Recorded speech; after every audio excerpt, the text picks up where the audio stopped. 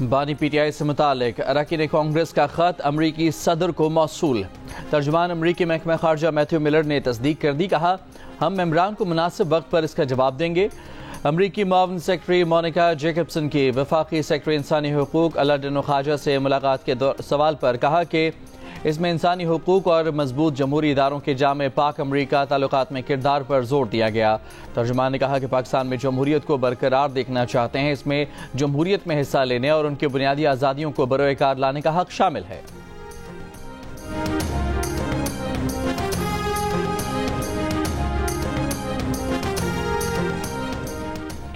وزیر اعظم شہباز شریف سعودی عرب کے 2 روزہ دورے پر آج سعودی عرب روانہ ہوں گے۔ ترجمان دفتر خارجہ کے مطابق وزیر اعظم ریاض میں سرمایہ کاری کانفرنس میں شرکت کریں گے۔ وزیر اعظم کی سعودی ولی عہد شہزادہ محمد بن سلمان، عالمی رہنماؤں اور صنعت کاروں سے بھی ملاقات متوقع ہے۔ ترجمان کے مطابق لامحدود افق آج کی سرمایہ کاری کل کی تشکیل کے موضوع پر ہونے والی کانفرنس میں انٹیلیجنس، روبوٹکس، تعلیم، توانائی اور دیگر موضوعات کا احاطہ کیا جائے گا۔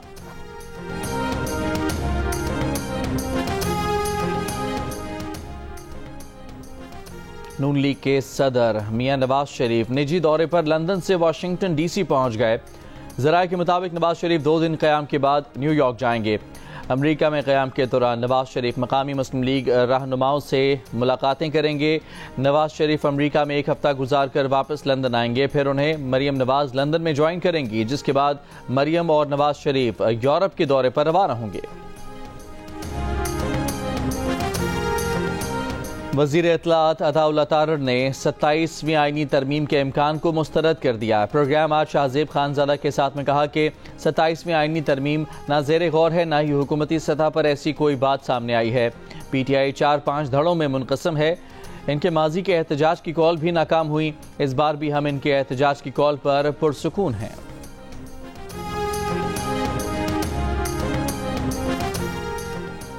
وفاقی اور پنجاب حکومت کو وارننگ دیتا ہوں کہ بانی پی ٹی آئی کی کوئی شکایت آئی تو پورے ملک کو بند کر دیں گے۔ وزیر اعلیٰ خیبر پختونخوا علی امین گنڈا پور کا ویڈیو پیغام، کہا کبھی بانی تحریک انصاف کے لیے بجلی بند کر دی جاتی ہے تو کبھی کھانا نہیں دیا جاتا۔ حکومت ہمیں مجبور کر رہی ہے کہ ہم پرامن نہ رہیں۔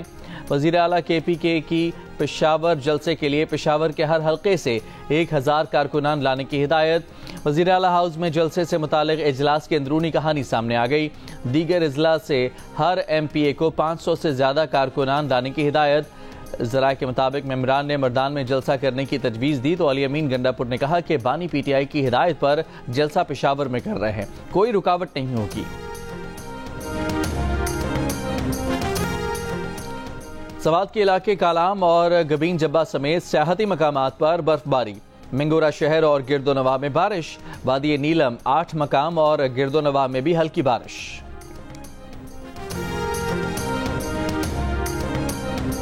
پاکستان اسکواڈ کے ارکان کا دوسرا دستہ کراچی سے براستہ دبئی آج آسٹریلیا روانہ ہوگا۔ لاہور میں موجود اسکواڈ کے ارکان صبح کراچی جائیں گے۔ کراچی میں اسکواڈ کے کھلاڑی اکٹھے ہو کر آسٹریلیا روانہ ہوں گے۔ آسٹریلیا جانے والوں میں کپتان محمد رضوان، سائم ایوب اور سلمان آغا شامل۔ عامر جمال، عبداللہ شفیق، عرفات منہاس، حسیب اللہ اور کامران غلام بھی شامل۔ بابر اعظم سمیت پاکستان اسکواڈ کے 7 ارکان پہلے ہی آسٹریلیا جا چکے۔ پاکستان اور آسٹریلیا کے درمیان 3 ون ڈے میچز کی سیریز 4 نومبر اور 3 T20 میچز کی سیریز 14 نومبر سے کھیلی جائے گی۔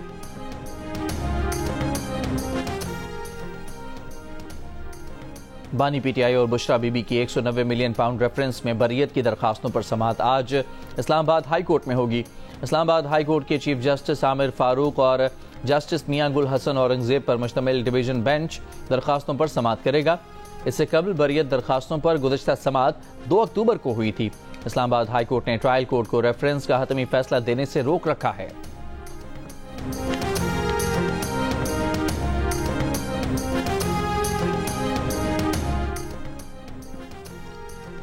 بانی پی ٹی آئی نے اپنی لیگل ٹیم میں صلح صفائی کروا دی۔ فیصل چودھری کے ذریعے فواد چودھری کو پیغام بھی بھجوا دیا۔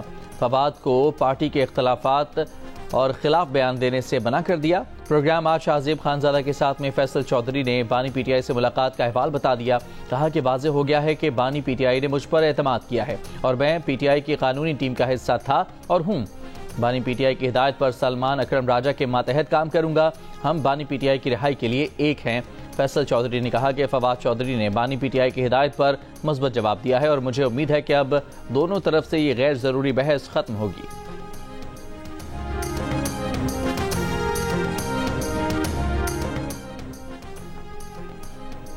چیف جسٹس یحییٰ آفریدی کی سربراہی میں فل کورٹ میٹنگ، اعلامیے کے مطابق تمام ججز نے شرکت کی۔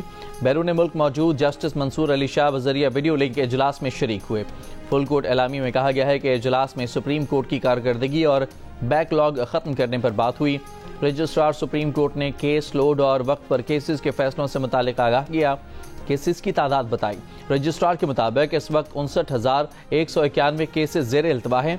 اجلاس میں جسٹس منصور علی شاہ کا تیار کردہ کیس مینجمنٹ پلان بھی پیش کیا گیا، جس میں فوجداری اور دیوانی مقدمات تیزی سے نمٹانے کے لیے مخصوص 2 اور 3 رکنی بینچوں کو تفویض کرنے کی تجویز دی گئی۔ ججز نے نظام میں بہتری کے لیے قیمتی تجاویز اور سفارشات پیش کیں۔ جسٹس منصور علی شاہ نے بھی تجاویز دیں۔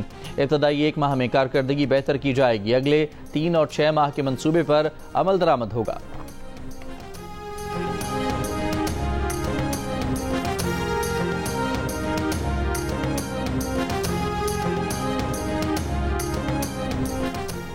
لبنان کی وادی بقا میں اسرائیل کے حملوں میں 60 شہری شہید، کئی زخمی۔ بالبیک شہر میں 16 شہری شہید ہوئے۔ حزب اللہ کے اسرائیل پر راکٹ حملے، اسرائیل کا 100 سے زائد راکٹ تباہ کرنے کا دعویٰ۔ غزہ پر اسرائیلی حملوں میں 53 فلسطینی شہید۔ ایران نے اسرائیل اور امریکی اہلکاروں پر حملے مزید تیز کیے تو سنگین نتائج بھگتے گا۔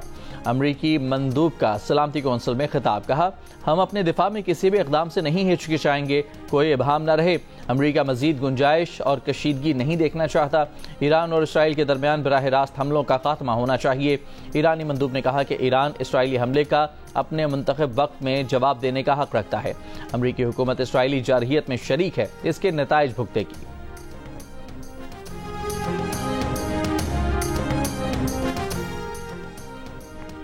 بجلی صارفین سے 1 سال کے دوران کیپیسٹی پیمنٹ کی مد میں 9,79,29 کروڑ روپے وصول کیے جانے کا انکشاف۔ قومی اسمبلی میں وزارت توانائی کی جانب سے تحریری طور پر بتایا گیا کہ پاور سیکٹر کے گردشی قرضے میں 83 ارب کا اضافہ ہو گیا ہے، جس کے بعد گردشی قرضے کا حجم 2,393 ارب تک جا پہنچا ہے۔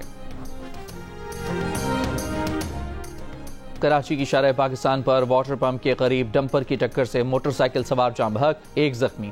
مشتعل افراد نے ڈمپر کو آگ لگا دی، ڈرائیور کو گرفتار کر لیا گیا۔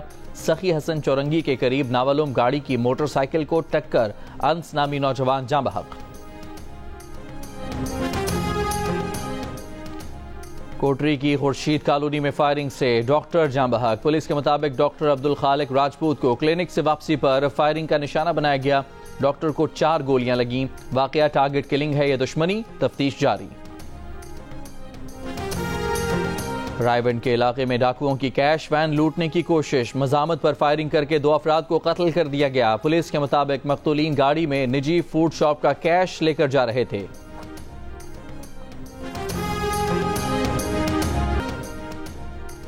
ہاسٹل فیس بڑھانے پر اسلام آباد انٹرنیشنل اسلامک یونیورسٹی میں طالبات کا احتجاج، یونیورسٹی کی بسوں کو نکلنے سے روک دیا۔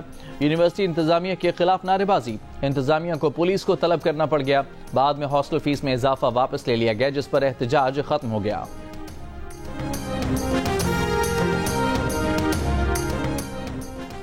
وکیل ایمان مزاری اور ان کے شوہر ہادی علی کو گرفتار کر لیا گیا۔ پولیس ذرائع کا کہنا ہے کہ ایمان مزاری اور ان کے شوہر کے خلاف تھانہ پارا میں مقدمہ درج ہے۔ مقدمہ کار سرکار میں مداخلت اور دیگر دفعات کے تحت درج ہے۔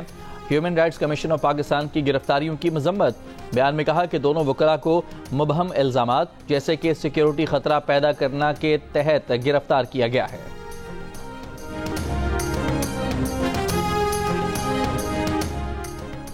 مظفر گڑھ میں نرس سے زیادتی اور قتل کی کوشش کا مرکزی ملزم گرفتار، ملزم سے نرس کا موبائل فون بھی برآمد، دوسرے ملزم کی تلاش جاری۔ رکشہ ڈرائیور نے نرس کو اغوا کر کے زیادتی اور قتل کی کوشش کی تھی۔ نرس کے بروقت لوکیشن بھیجنے پر پولیس پہنچی تو ملزمان فرار ہو گئے تھے۔ مظفر گڑھ کے علاقے سید پور میں قوت سماعت سے محروم لڑکی سے 2 افراد کی مبینہ زیادتی، مقدمہ درج۔ کنکوٹ میں کچے کے علاقے میں ڈاکوؤں کے 2 گروپوں میں فائرنگ، 2 ڈاکو ہلاک، 15 زخمی، سول اسپتال منتقل۔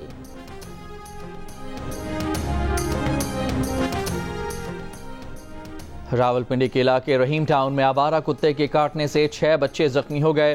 میونسپل کارپوریشن حکام کا کہنا ہے کہ بچوں کو کاٹنے والے کتے سمیت 6 سے 7 کتوں کو زہر دے کر مار دیا گیا ہے۔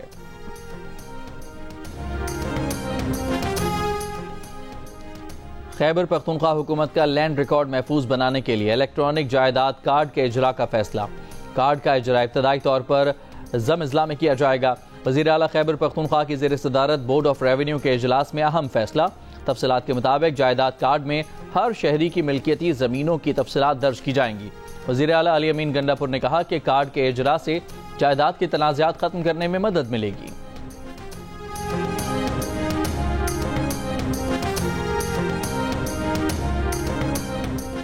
بلوچستان اسمبلی کے اجلاس میں مکران بارڈر ٹریڈ کی بندش کے معاملے پر اپوزیشن اراکین کا احتجاج، ایوان سے واک آؤٹ کیا۔ اجلاس کے دوران ڈیرہ مراد جمالی کے عوام کو ان کی زمینوں کے مالکانہ حقوق دینے، اراکین بلوچستان اسمبلی اور ان کے اہل خانہ کو تاحیات بلو پاسپورٹ جاری کرنے اور جعفر آباد میں سردار بہادر خان ویمن یونیورسٹی کے سب کیمپس کے قیام کی 3 الگ الگ قراردادیں منظور کر لی گئیں۔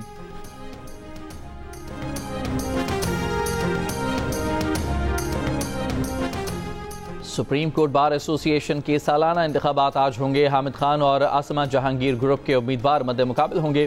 ملک بھر میں مجموعی طور پر 4000 سے زائد وکلاء اپنا حق رائے دہی استعمال کر سکیں گے۔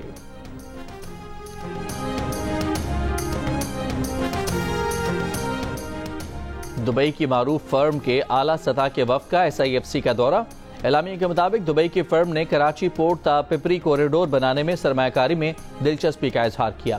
فرم کا پاکستان میں سرمایہ کاری کے نئے امکانات تلاش کرنے کا بھی عزم۔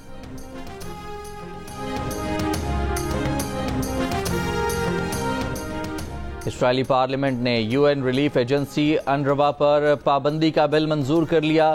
انروا سے تعلقات منقطع کرنے اور اسے دہشت گرد تنظیم قرار دینے کی منظوری۔ اسرائیلی حکام اور ریلیف ایجنسی کے درمیان روابط پر پابندی کی بھی منظوری۔ فلسطین کی مذمت، پابندی مسترد کر دی۔ انروا نے کہا کہ پابندی فلسطینیوں کے مصائب کو مزید گہرا کرے گی، غزہ کے لوگوں کی مشکلات میں بے پناہ اضافہ ہوگا۔ انروا پر پابندی پر امریکہ کا اظہار تشویش۔ برطانیہ نے اسرائیلی پابندی کو غلط قرار دے دیا۔ اسرائیلی وزیر اعظم نے کہا کہ انروا کے عملے کو اسرائیل کے خلاف دہشت گرد سرگرمیوں پر جواب دہ ہونا چاہیے۔ غزہ میں ابھی اور مستقبل میں پائیدار انسانی امداد دستیاب رہے گی۔ اسرائیل کو 48 گھنٹے کے جنگ بندی کے بدلے 4 یرغمالیوں کی رہائی کی تجویز نہیں ملی۔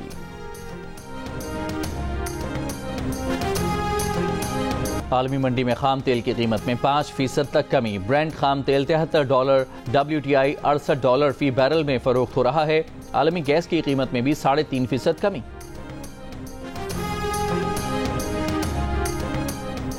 میئر لندن صادق خان کے زیر اہتمام ٹریفلگر اسکوائر پر دیوالی کی تقریب کا انعقاد۔ کہا فخر ہے کہ مسلمان میئر ہونے کے باوجود دیگر مذہبی اقلیتوں کے ساتھ ان کے تہوار بھی مناتا ہوں۔ بعض عناصر ہمیں تقسیم کرنا چاہتے ہیں، لیکن یہ اہم ہے کہ ہم متحد ہو کر رہیں۔ بعض عناصر یہ جھوٹا پروپیگنڈا بھی کرتے ہیں کہ مسلم دہشت گرد اور ہندو مخالف ہیں۔ مسلمان بھی خوف زدہ تھے، اسی لیے یکجہتی بہت ضروری ہے۔